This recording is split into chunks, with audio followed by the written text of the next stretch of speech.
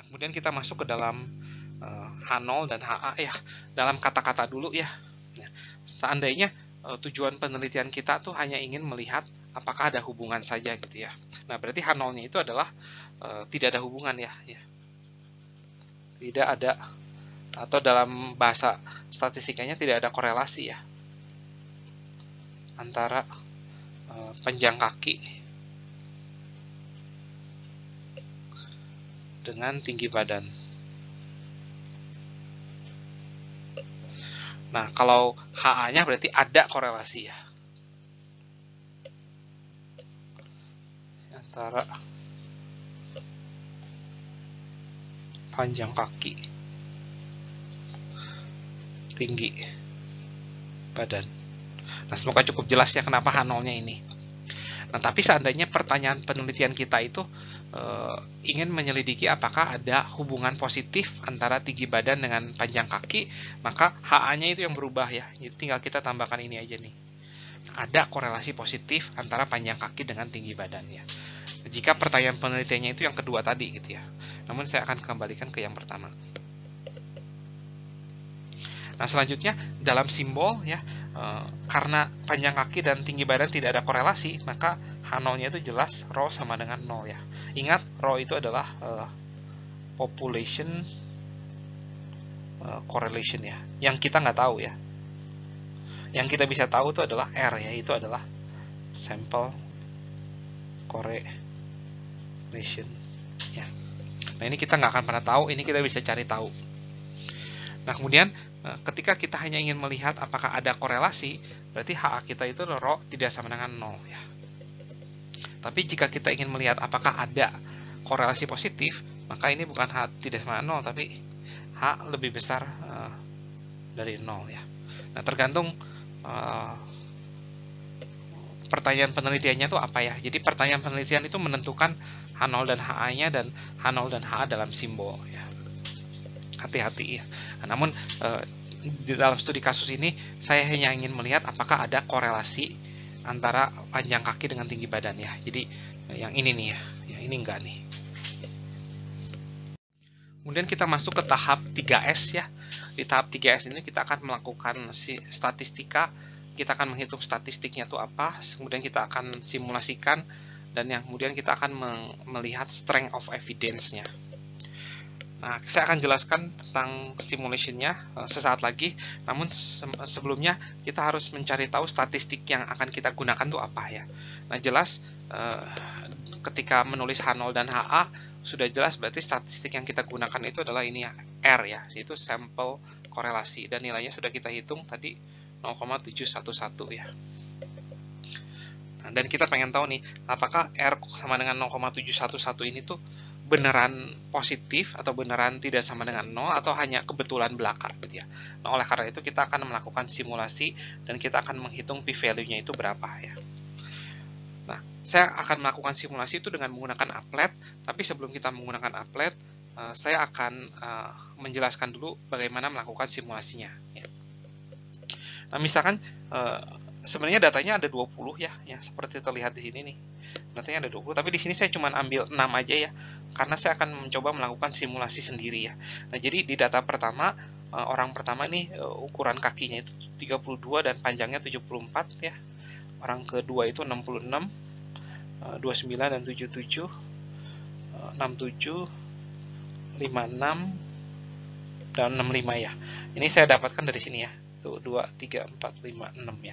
Saya ambil cuma 6 data doang pertama ya. Untuk saya coba ilustrasikan bagaimana saya melakukan simulasinya. Nah, satu simulasi itu seperti apa? Nah, data ini nih ya. Data ini tuh kalau kita hitung R-nya itu adalah ini ya, 0,7111 ya. 0,711.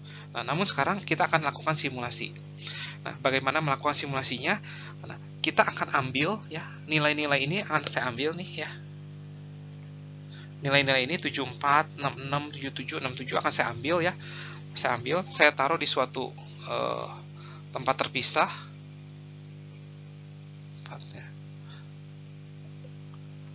Ini harusnya 74 ya.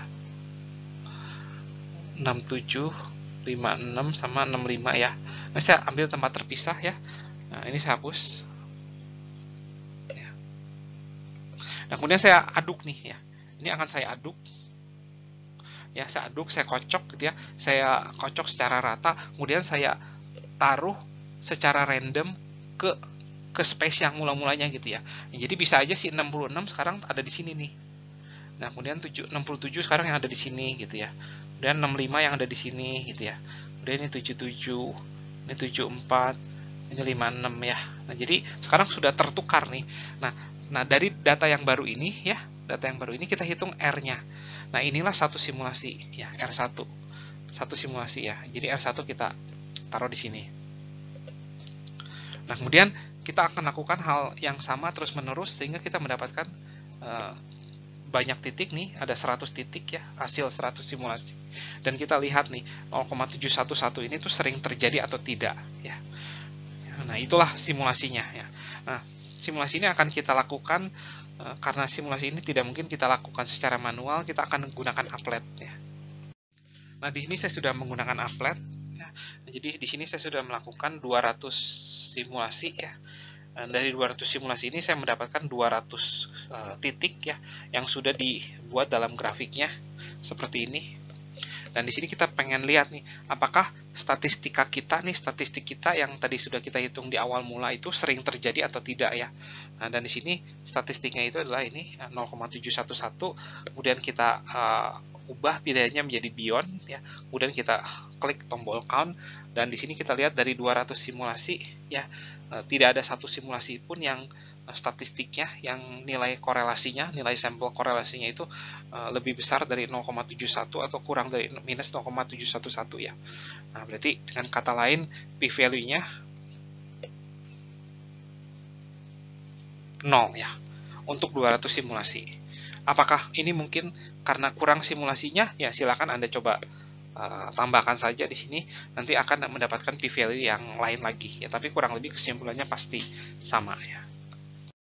Nah, karena strength of evidence kita itu menghasilkan p-value yang sama dengan 0, artinya kita sudah punya bukti yang sangat kuat untuk menolak H0. Dengan kata lain berarti ada hubungan positif, ada hubungan antara foot length dengan tinggi badan ya. Jadi jawabannya adalah iya, ada hubungan.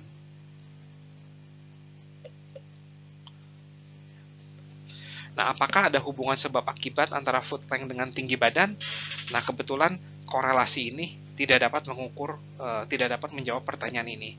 Nah, yang bisa menjawab pertanyaan itu tuh akan kita bahas di slide berikutnya ya. Jadi korelasi itu hanya ingin melihat apakah ada hubungan antara suatu variabel dengan variabel yang lain ya. Apakah variabel yang satu menyebabkan variabel yang kedua, itu kita nggak tahu ya di sini.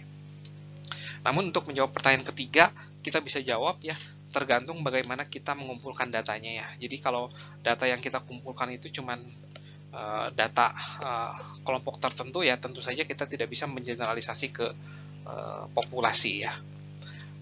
Dan kita juga harus melihat apakah si data tersebut diambil secara random atau enggak ya. Nah, dengan ini pembahasan mengenai korelasi sudah selesai. Selanjutnya kita akan memasuki topik utama kita, yaitu tentang linear regression ya.